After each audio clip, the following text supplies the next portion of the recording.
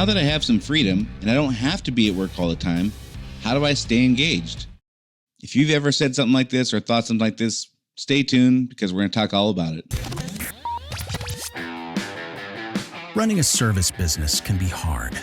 It is not unusual for business owners in industries like contracting, home repair, auto repair, business-to-business services like janitorial, IT and accounting, and many others to feel overwhelmed by all the priorities facing them at any given time.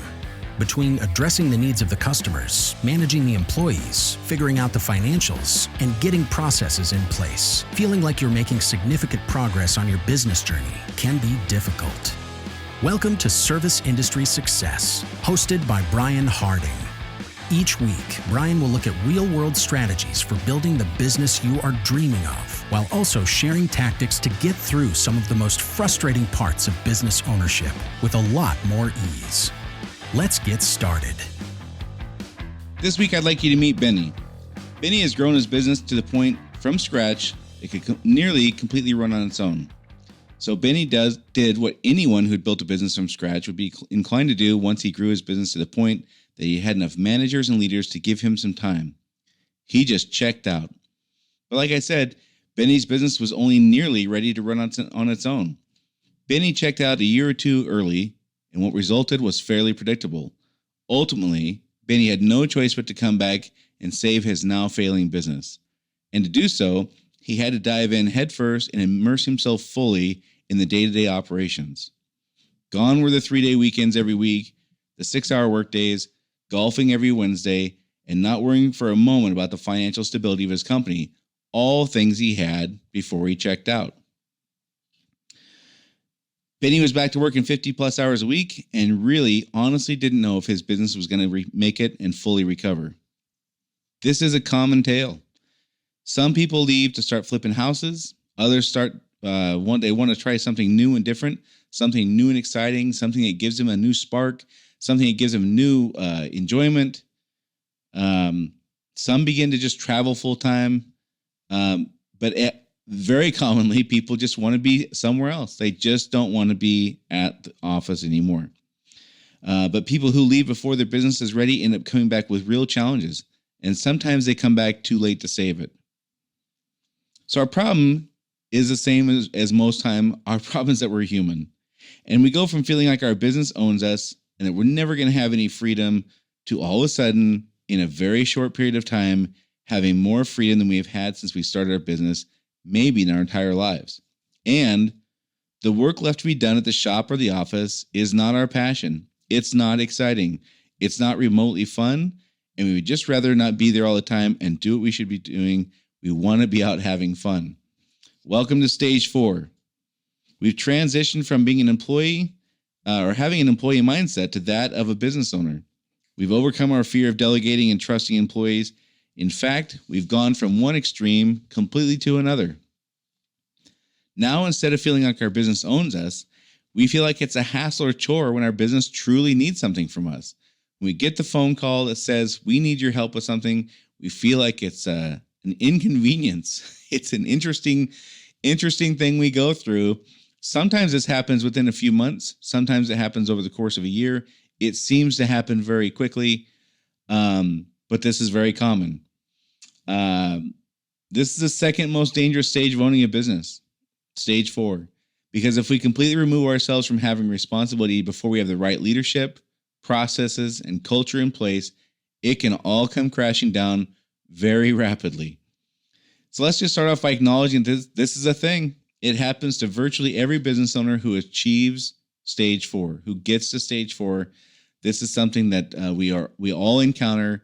It happens very commonly. This is a stage in which our focus is processes. For those of you who are watching the video, you can see the 4th block there says processes. Once we've got our vision declared, once we've got what's in it for our customers identified, once we have what's in it for our employees identified, we've moved out of stage 3 and into stage 4. Now our focus is processes, so we can improve, we can get things documented so that there's it's easier to get people to stay focused and on board and compliant with what our initiatives are and our processes and things like that. This is tedious work. It's not exciting. It's not fun. It's not what got you into wanting to start a business and run your own business. But this is what's left for us at stage 4. So again, let's just acknowledge that this is a thing. Staying out of the way is another thing we have to focus on here. You have leaders in place. You have to let them flourish. You have to let them do what you've asked them to do. And staying in their way and meddling is not the best way to do that. So we have to balance letting our folks take the ball and run with it, but staying engaged enough to make sure that we don't just completely set them up for failure by taking our hands completely off the leadership wheel. And next thing you know, they're failing, but they don't want to acknowledge that they don't know what to do. The same feelings we've gone through many times in our business ownership journey and managing our business. It's the same thing they're going to feel. They don't want to admit to you that they don't know what to do. They're going to do the best they can. They're going to try to hide. They don't want to be found out as a fraud any more than you did 5 years ago or 3 years ago. We need to be checked in enough to identify those things, but out of their way enough to let them do their jobs. It's a very tricky balance for us to follow for some folks. And ultimately, sometimes people just give up and say, I'm just going to get out of the way. They'll call if they need help, forgetting that 3 years ago or 2 years ago or 7 years ago, we didn't want to tell people we didn't know what we were doing. We didn't want to admit that we had fears we didn't want to face. And these people are right in the middle of that situation. So it is a delicate situation we are in. But getting the processes nailed down and documented, that's not somebody's idea of a good time. That's generally what's awaiting for you in stage 4. So if you're not there yet, this is what's coming. I'll also say this is why individual endeavors sometimes fail. Projects, initiatives, we design new processes. Stage 4 in those individual endeavors also is why things fail, because people don't follow through and document the processes. They have lots of meetings, they create new ideas and new initiatives, and they roll out new procedures and processes, and then they don't document it. They don't take the time to really get the processes dialed down and improved upon, and they just leave it where everybody's supposed to know what to do, and things are good for a few months. They don't document this stuff, and then all of a sudden, 6 months later, they find themselves back in the same situation as they did before the meetings began about how we're going to solve this problem, and they don't understand why. This is why, because the documentation phase is not very fun. Nobody wants to do it. It's often skipped, and then we start right back over from square one, or we just give up, throw our hands up and say, this is something we just can't fix, and we're just going to deal with the consequences. This is a very common thing for people to, a common spot for people to just throw their hands up and kind of give up. So sorry for stuttering my way through that. For most of us, it's just way more fun to go out and play, look at houses to flip, dream up a new business adventure, anything other than doing the tedious work that waits us now at the old salt mine, which is kind of how we think of our business now. It's just a chore to be there. So how do we stay focused? How do we stay focused and stay clear of this disaster of bailing too early and having to come back and clean up a mess? There's a few things we can focus on, I think, that can help us. As with anything we talk about, the first thing is just acknowledging that this is a thing we're going to face. It's not uncommon for people to feel this way. What we do want to avoid is the trap of having to come back and fix it and go from having all this freedom to right back where your business owns you again, and you really have fears about whether your business can even make it or not. So here's some things I would recommend focusing on to keep you engaged in stage 4. Focus on documenting the processes. With functioning processes, it's easier for your leadership team to keep things on track while you're gone. If you have well-documented processes, that makes the leader's job much easier. They don't have to rely on employees' what we call tribal knowledge, like they're just supposed to inherently know how to do these things. They have documented processes to fall back on when they forget, when they train new employees, whatever the case may be. The leadership team needs documented processes just to make their lives easier.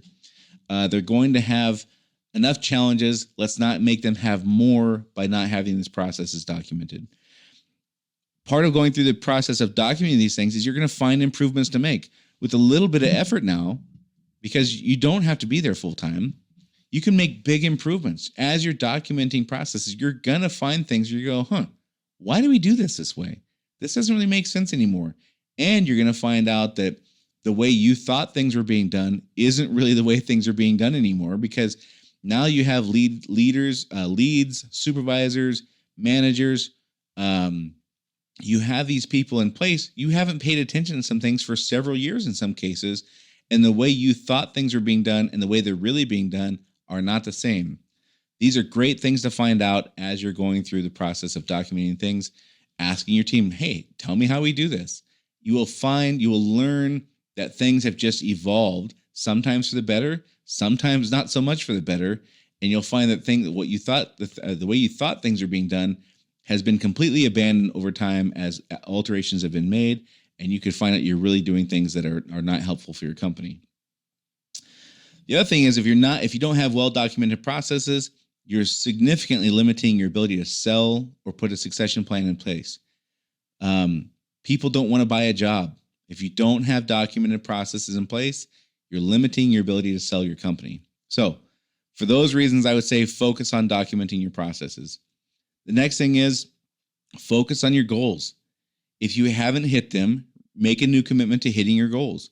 It may have been a few years since you've looked at your personal goals and your financial goals and retirement goals and your business goals. Let's look at those things again. If you haven't hit them, let's commit to doing so again.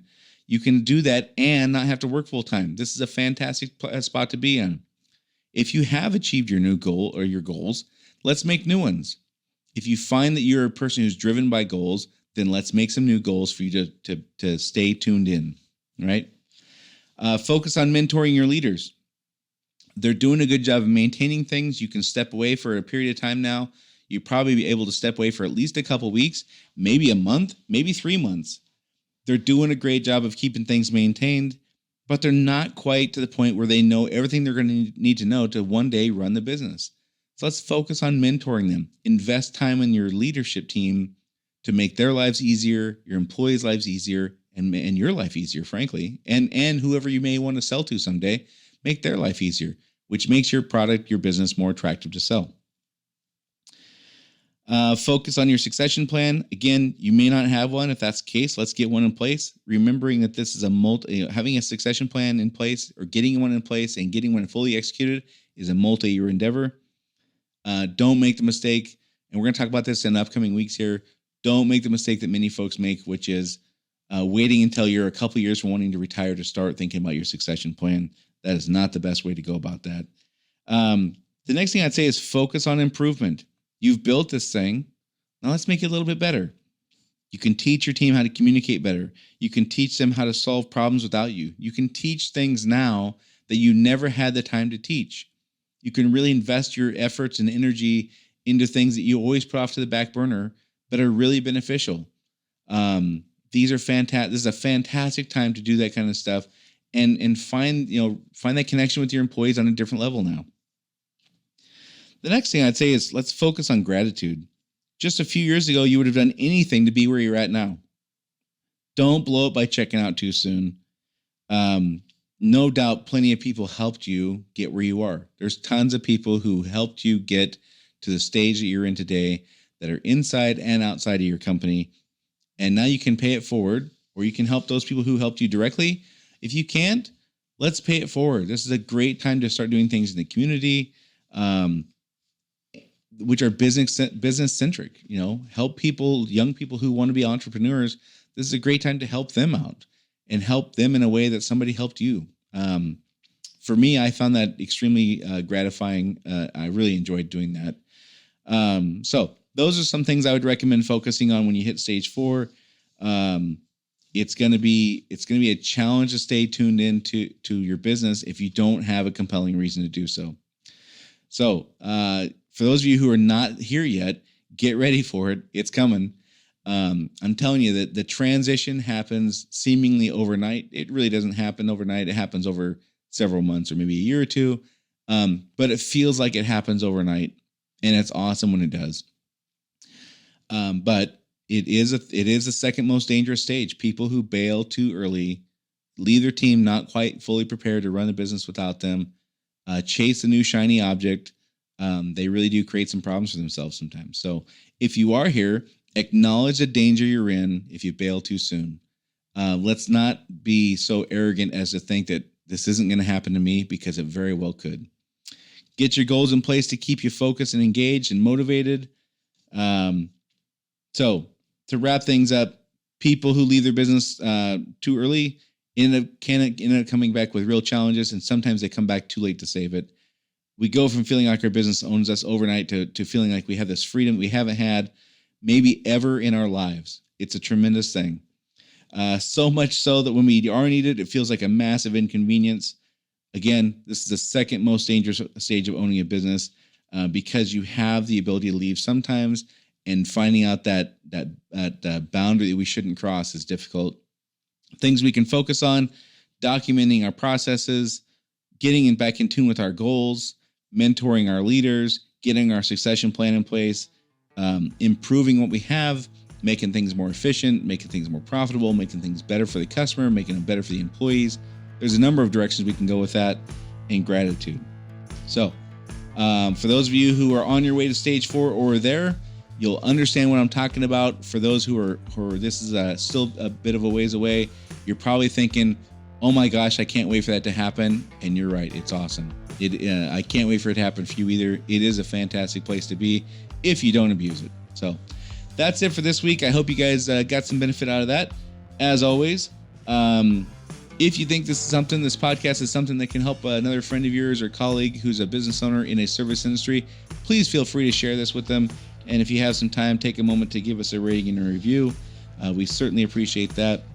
As always, have a great week. Thanks for tuning in, and I'll talk to you soon.